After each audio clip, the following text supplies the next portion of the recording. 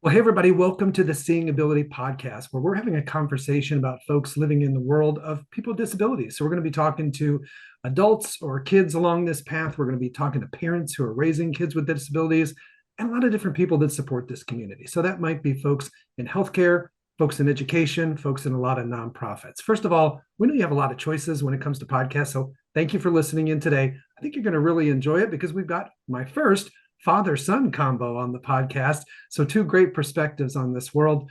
But those of you who are listeners know that we always like to start off talking just as people, not about the world of people with disabilities. So, we start off with the Fast Four. Now, my friends at Reliable Tech Help are our sponsors of the Fast Four. So, for all your tech needs, reach out to Reliable Tech Help at 502 797 7399. Let's begin. I guess I'll start with you, Cawood and Marty. First of all, welcome to the program. Thank Thank you. you. Thanks for Good to have having you us. guys here. Kaywood, I'll start with you. What is your favorite junk food? My favorite junk food is probably ribs. Ribs. Okay, I like that. All right, let's go with Dad. Marty, what about favorite video game? Video game for me. I'm gonna have to go with Madden football. Madden football. Okay, Kaywood, how about you? Fortnite or Madden. Fortnite. I like it. Kaywood, what's your favorite type of pizza? Pepperoni and sausage.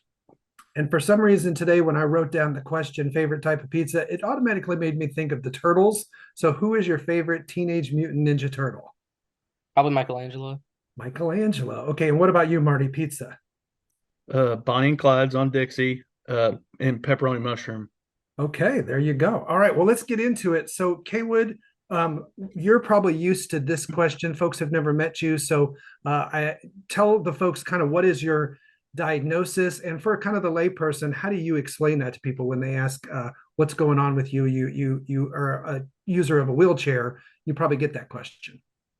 My diagnosis is spina bifida. It is a diagnosis or disability that messes with your nerves that makes it hard to walk by yourself. You need like a walker or crutches, or I'm using a wheelchair, so and it like messes with your spine. Okay, I like that's pretty good. Marty, anything to add to that when you're explaining it to other parents? Uh, you know, he was born with it. It was birth defect. We found out when she was 3 months pregnant. Has an open wound on his back when he was born, and then usually it affects the higher the wound is up the spine, the Mm-hmm.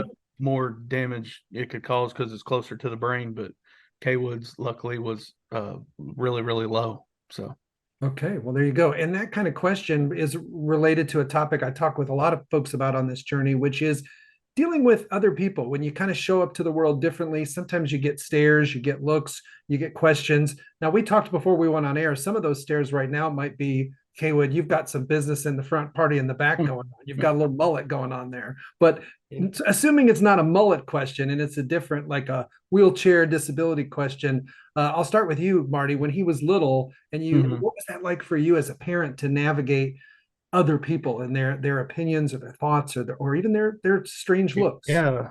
Yeah, I mean, mostly we wouldn't shy away from it. We would just, if we seen it, we would just ask them, "Hey, do you have any questions about K Wood?" And then we'd answer them. And everybody fell in love with him when he was little because he's a little guy walking around in a walker. Yeah, But mostly we would didn't shy away from it at all. Just reached out to people and try to give them more information on it. yeah, that's got. And Kaywood, what about you? You probably have maybe kids on the playground, different things, kind of ask you, "Hey, what's going on?" What maybe a kid says like, "Hey, what's wrong with your legs?" or something like that. How do you deal with that? I just tell them it's a have a disability that I was born with. It messes with how I look, the way I am, and And then after that, you're probably like, "But pass me the ball." yeah, Right? Because you just want to play. Because at the yeah. end of the day, you're just a kid. I love that. Roll over their toes or something. Yeah. Hmm. Now, Marty, you talked about when Kaywood was little, and I've known him for years, so he does have a pretty killer smile. That is always helpful with people. But it's tough along this path for parents. Like you said, you found out when she was pregnant. It's not something anybody expects. Looking back now, 14 years later, what advice would you have, Marty, for like young parents that are just kind of starting out? They're kind of dealing with that whole gut punch of a curveball of a path they really didn't plan for. Right. reach out to your local organization, with whatever disability it may be. If like spina bifida, we have a spina bifida of Kentucky local in Louisville, and they met us in the hospital. Just provided us all kinds of knowledge along the way, and help resources, and then just, I mean, get him involved in as much therapy and events and activities that you want to be involved in. Keep him active. Yeah, That, and that was the best thing for us. we'll talk about therapy in a minute. So for you as a dad, what was it just like kind of on the emotional side, like dealing with everything, and how did you process that for you and for your wife? I mean, it was tough at first, but I don't know.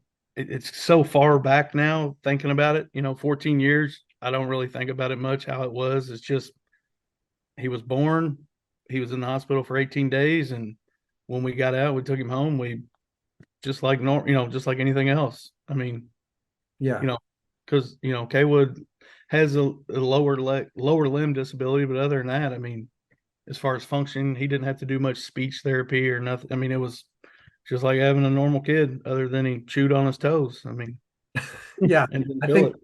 I think someone said to me once when I asked, what's the hardest part about raising a kid with a disability, their answer was the raising a kid part. Right? Yeah, that's the truth. I mean, it was just like we got home. We were so exhausted after being in the hospital for 18 days. When we got Yeah. home, it was just raising a kid, So and he we was the first grandchild on both of our sides. So we had Oh my plenty of help. goodness.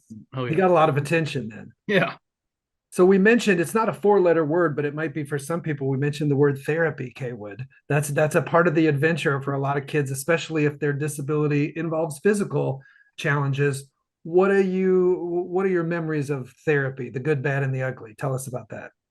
I've had some good and bad memories. One of my good memories was definitely my therapist. She helped me a lot. She pushed me to do things. She helped me through challenges, and I'm really grateful that she was there. Some bad things were mostly the therapy part, Yeah. just the stuff I had to do, but it definitely did help me, I feel like.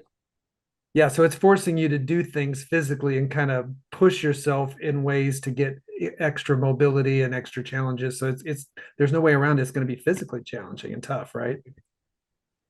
But it's those relationships. It sounds like the therapist, that's the piece. And you knew in the end it was good for you. What about for you and Ashley, for you guys as parents watching that Mhm. challenging part of therapy? How was that for you guys?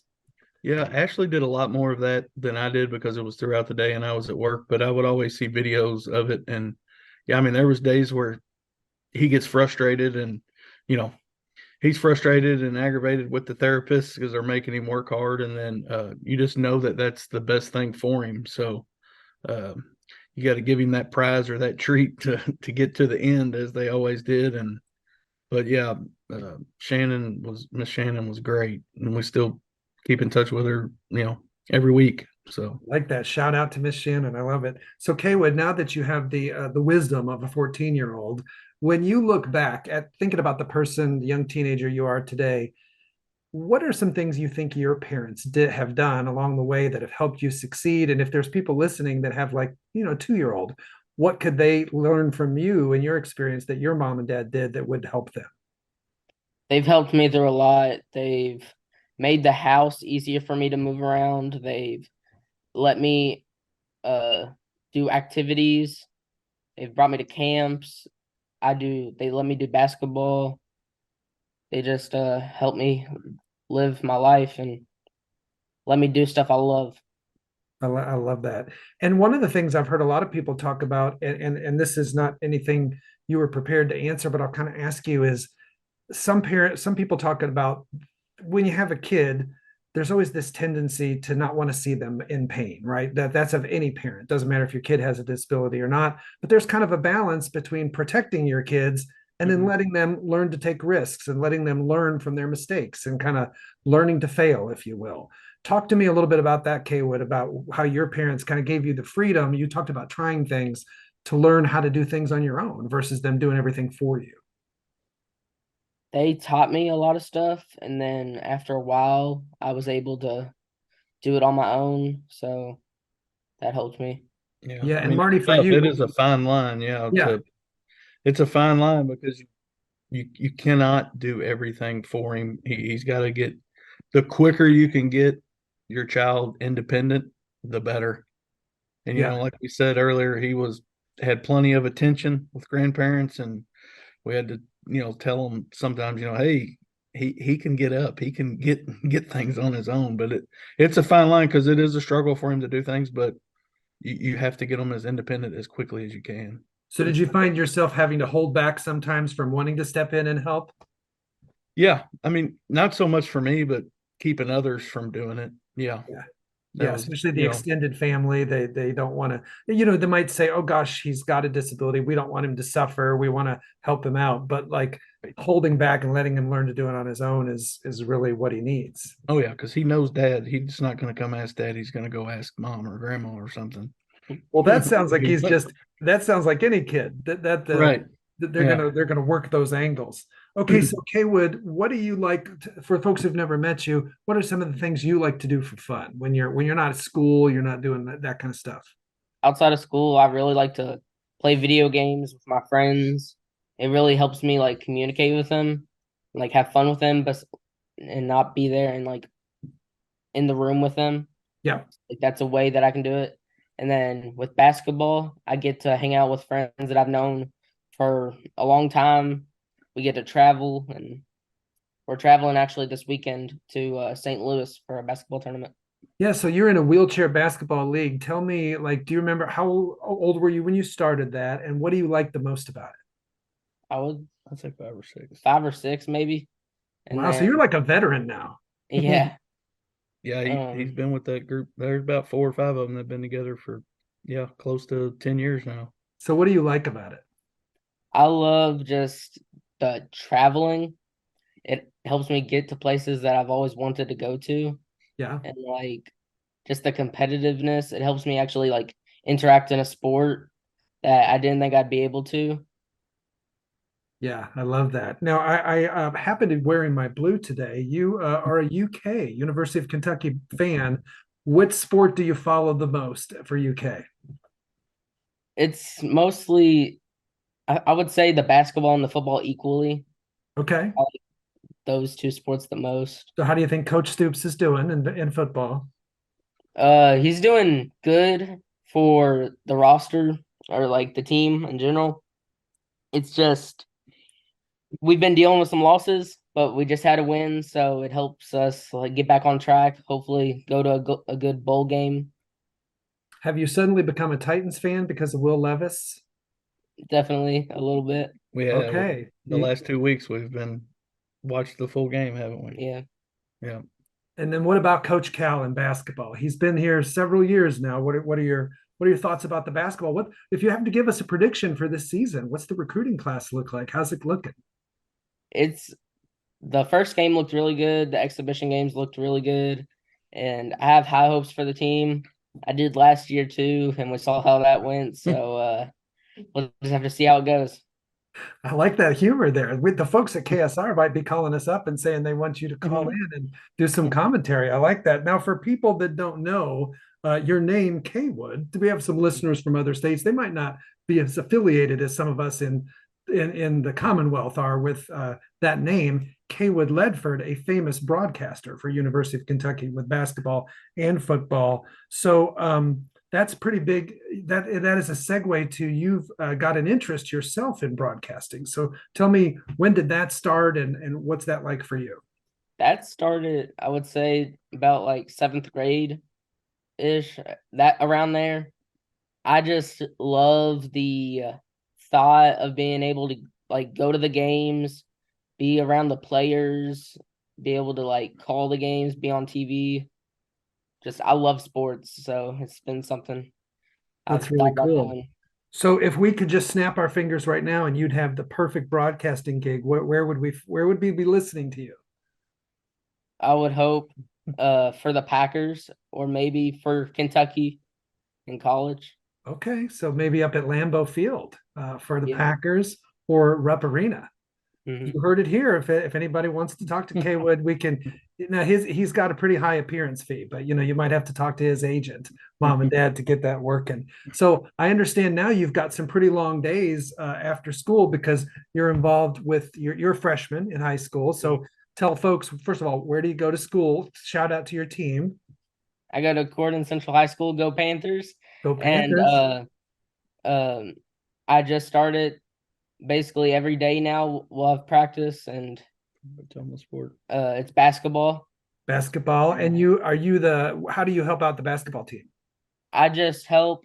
Like today, I aired up the balls, and I just like help them. I travel with them. Uh, Sports manager. yeah, sports manager basically. Sports manager. That's a big title. Do you have a business card yet for sports manager? No, We need to be working on that. So what do you had you been watching this team when you were in middle school? I watched one game with them. I didn't really follow the sports till I really thought about going there Yeah. to high school there, but because And I went to private school. What's it like for you just kind of being around a high school basketball team now on a regular basis? It's definitely different. A lot of bigger guys than like that I'm used to. Like I'm not really used to that. It's definitely different. Yeah. And how have they taken to you as the manager? There are a lot of people on that team that I'm friends with in high school, so it's kind of I like being able to like be around people I know. Very good. Now, so when you're in wheelchair basketball, what is your strength? Are you like a defensive player? Are you a good shooter? Tell us a little bit about your game. I'm a good shooter. If I'm in the right spot, I'm a good shooter. Everybody's It'll got their usually spot. drain. Yeah, everybody's got. Yeah. It'll usually Are drain. you like draining the 3-pointers? Is that what it is? No, No, he's getting closer. he made a couple weekends ago. He went 2 of 4 from the free throw line. So Okay, there you he's go. getting some long shots in at the free throw line. I like that. And what about defense? Are you a good defender? Decent. Decent. Not the Okay. best. I got to get better, but You got to get better. Okay. So, Dad, watching, what would your advice be for other parents as it relates to like your experience with adaptive sports and what it's meant, what you've seen it, how you've Mhm. seen it impact Kaywood? No, it's great. Like I said, he's been doing it since he was 5 or 6. There's not a lot of that out there. I mean, there's a few. He played t-ball for about 4 or 5 years when he was younger in an adaptive league. We did sled hockey one time, which was pretty cool. Oh, wow. But the basketball thing, he stuck with it. We got a hoop here at the house, so he's constantly practicing, and he's on the younger side. They just moved up last year, so it's 14 to 18 is the age that he's in, and so he's on the younger side of that. So hopefully he's got some promising years going forward. And they can keep a team because a few of the guys on his team now are gonna age out after this year. So Yeah. One of the things I've noticed is it's great for the kids and they make friends and build self-esteem and all the things that normally come with sports. That regular, if you want to put it in quotes, sports, adaptive sports, they have the same benefits. What about for you as parents? I know there's got to be a sense of community being around other parents that are kind of like in the same boat. You might be able to make some new friends and build kind of your village that way as moms and dads. How's that been Oh for yeah. you? I mean that village of about 4 or 5 of us that have been together, since the beginning. We go to family camps once a year to Center for Courageous Kids. We've made that a ritual every year with the same families we see every Saturday at basketball. And when we travel, we have a good time when we go out with the families. Also, like when we go to St. Louis this weekend, we'll do a dinner on Saturday nights, and it's good for the kids and it's good for the parents too. We get to bounce ideas off of each other and stories off of each other. So And you're with the group, especially since everybody has a kid who's using a chair. You have just a common language with each other and certain things that you don't have to explain, like you have to explain to other people. Well, he can't do that because it's not accommodating, like they all get it, right? Oh, absolutely. Yes. That makes the bond even stronger. Absolutely. Yeah. We were all And there for the same thing and for the same purpose. I mean, and it, like you said, it's very competitive, especially when they moved up to 14, 18. yeah, Before, when it was 13 and under, it was fun. And it was more of a social thing than it is now. Now you're going to go get your butt kicked if you're not, if you're not paying attention and, uh, you know, have good practices. So, yeah. Now, Kaywood, how do you take losing a game? You said you're pretty competitive. I get mad. There's a couple times where I'll cry. There's a couple times where I'll like throw my jersey down, storm out, but I have to overcome that and then focus on the next. yeah. Ooh, I like that. Overcome it and focus on the next. Now, what about when you're watching UK? I know my son, who's 20 now, he used to. We're luckily we didn't have any bricks in the house for him to throw, but he would get pretty animated when he'd watch UK sports. How about you? I do in my mind. I usually don't let it out, or I'll try not to, but there will be times where I might get a little mad. Oh yeah. You can attest to that, Marty? Yeah, the last few NCAA tournaments have not been kind to him. Okay. The early exits, but he hasn't taken that too good because something that you watch for 3 to 4 months and then high expectations and then it's suddenly over with They until don't next call it year. they don't call it March Madness for nothing, That's right? right. Yeah. So okay, so if we're thinking overall, we're talking a lot of our audience are people who are again raising kids with disabilities. Marty, let's go to you. What would be like your two or three really big overarching pieces of advice, either in the beginning or along the way, or kind of just things that you've kind of had to learn the hard way? I guess before advice, let me add there, what has it taught you about yourself as a parent? It's made me stronger as a parent and as a couple between me and Ashley. Uh, Mhm. it's made us stronger raising a kid with a disability. Um, we, like I said, we like to stay active. We like to keep him busy, busy, busy, busy. There's always something going on around the house or on the weekends. The summer we get him to the lake every weekend. I mean, we are active. We are an active family. We are, and he's our only child, so that it's a little easier. We keep him active. But the top three things I could really, if I was giving a future parent some advice, I mean, definitely look into all of the insurance capabilities that are out there to help you for Yeah. funds and cost with what goes along with it. And then we got him to get involved with therapies and make your circle quick, find your circle of people quick and when they're young. We had first steps as his first therapy. I mean, he wasn't probably 3 or 4 months old when we started seeing them and they came to the house. So that it was fun for him. And then that's where therapy just started right then. It just kept carrying out from first steps then to the kids center. But therapies, find your inner circle of families that are going through the same problems that you're going through. I mean, that was our best resource was other parents. We still find stuff. We still find things out. I mean, every year when we see them or every weekend. I mean, all the time. And And you mentioned organization, so it sounds like you probably did you meet a lot of those parents initially through the spina bifida group here in yeah, absolutely. Through SBAK, which is in Louisville, the organization in Louisville. Like I said, they came and seen us when Ashley was in the hospital the day after we had Cawood. yeah Uh, and then yeah, and then the like I said, the age group of kids that were his age, the 4 or 5 boys that have just been together since they were young, and then yeah seeing newer family. When we go to camp in Bowling Green every year, Bowling Green, Kentucky, and Mhm. that's kind of like people come from Tennessee, Kentucky, and Indiana all around, so we get to see new families every year and just come up with new ideas and new structures around the house that we can implement. So Yeah, I yeah, love that. So now, Kaywood, for you, if we brought you in as the speaker, we've got a room full of like maybe say 15 or 20 parents. They all have kids that are under 2 years old, and they're kind of just wondering, what's this going to be like? What advice would you give them? Uh, Stay strong, I guess, and don't give up. There's always just look at the brighter side and just do what you can to be happy, I guess. Live your life.